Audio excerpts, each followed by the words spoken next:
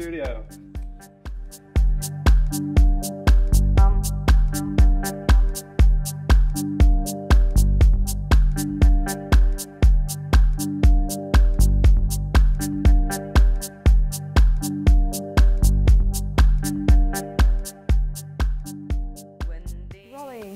Okay, well, Brendan, thank you so much for having us today at your incredible studio.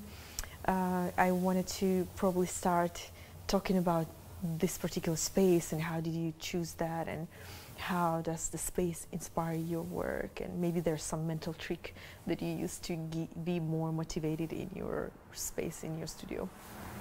Well, thanks for coming and having me a part of this, you know. And so I guess really the stars aligned for me to find this place. It was kind of like a art hotspot like 10 years ago before Eastside got, you know, transitioned, I guess we could call it that. And too crowded? Yeah, too crowded. And so I've always known of these, and like the stars really aligned, and I wanted some place that I can live in and then also create work in, because frankly it was just more affordable that way, and this place is pretty much perfect for that. And I found it's like a little oasis on the east side, and you know, I'm cool with all the neighbors, everybody's super friendly and social, and you know, I love it here.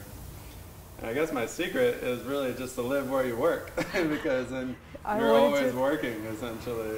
That's like, sometimes I call it my paradise, and then sometimes it's my prison at the same time. You know? I can totally see that and relate to that as well, but it does make it a little bit more efficient, right? When you can just wake up, have breakfast or coffee, and you go straight to thinking and working and stuff like that. Yeah, absolutely. I mean, it definitely inspires progress and new work, and you know, whenever you get a hankering to, you know, create something at like 3 in the morning, you just go do it. You know, it's like, I always think back like 10 years ago when I was just starting and like, you know, daydreaming about, you know, having a studio that I could do that, and you know, and it's manifested, and I'm super thankful. And dream came through. Exactly. You're like Auguste Rodin. He used to work 24 hours, wake up 3 a.m. and start working, and But then he started having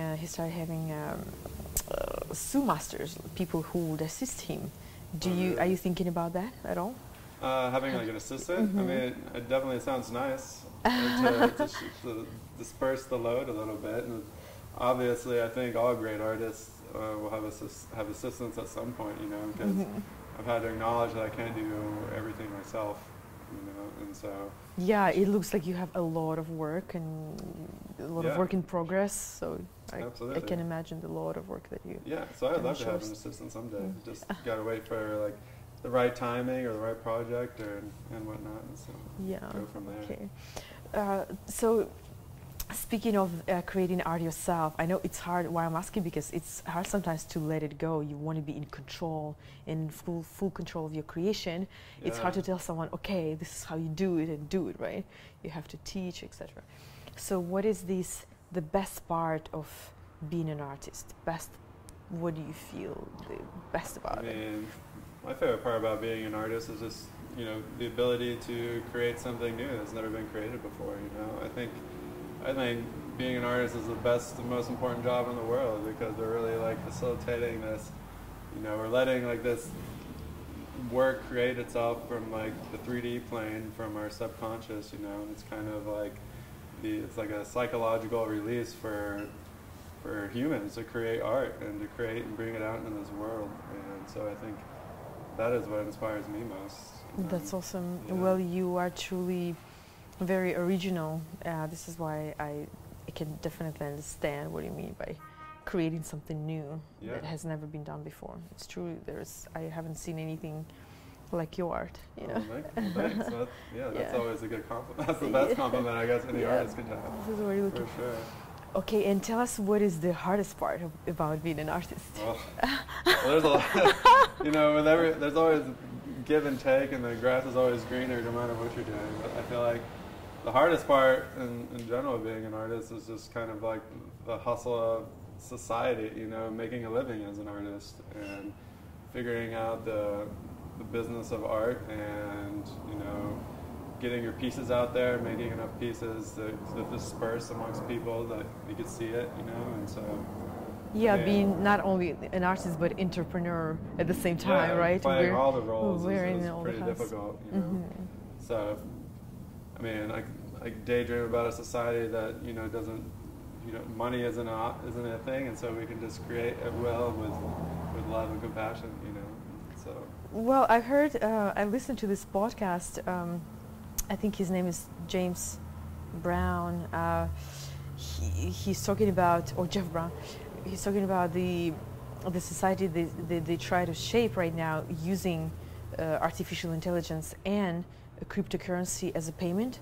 So it would be a complete exchange. So the actual money won't be we're talking about exchanging information, right? Wow. I think that will be actually a good turning point when we finally get back to the roots, when you exchange your work, correct, for the piece of information or whatever data we have. So I think you may manifest that too. Might be onto something, maybe. You may be onto something. Oh, well, sign me up for that, because I would like to experience I hope so. I hope for all of us. For, you know, some groceries. That's legit. Correct. And I feel like it will eliminate some huge layers of bureaucracy that we're living in, right? And greed, you know, like greed and bureaucracy, all of that. So. Well, speaking of greed, I feel like you do have a little bit of a message in your art. Do you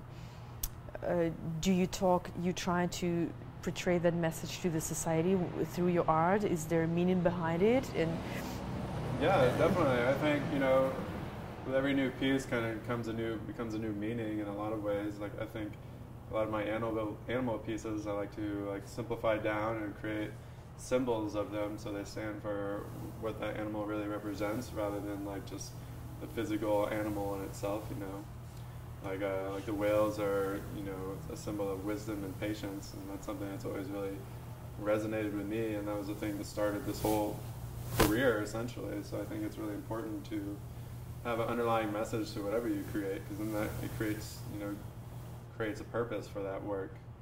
Tell us about the pyramid a little bit. Oh, really? I mean, the pyramid what is the meaning behind it? Well, basically, the pyramid means fire in the middle, and it's kind of like a soul within your body.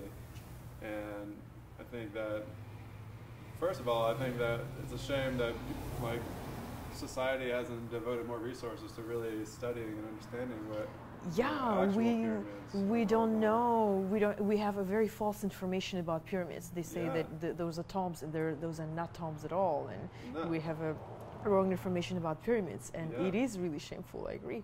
And and when you begin to study the pyramid, you find out the significance and the expertise of the engineering and the measurements and everything, the latitude and longitude are the speed of light, so the direct, you know, that's just not a random occurrence, and that's just not happenstance. And also it also encompasses 5 other major mathematical formulas that are important to our everyday society, and nobody really understands why or how or that was possible, you know. And so correct, and probably even I always wonder how they build those pyramids at all, how the technical component and mind, the level of mind had to be so high, even more developed than our minds right now, to be able to construct those things, right? Exactly. So essentially, you know, it alludes to a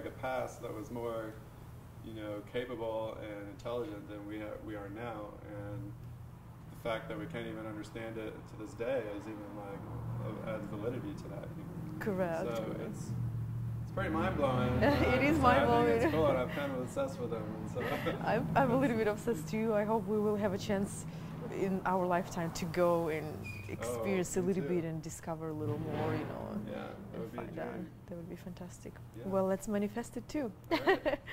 Well, thank you so much. Oh, pleasure. Thanks, Lana. Thank you. Thank you. Wow. So,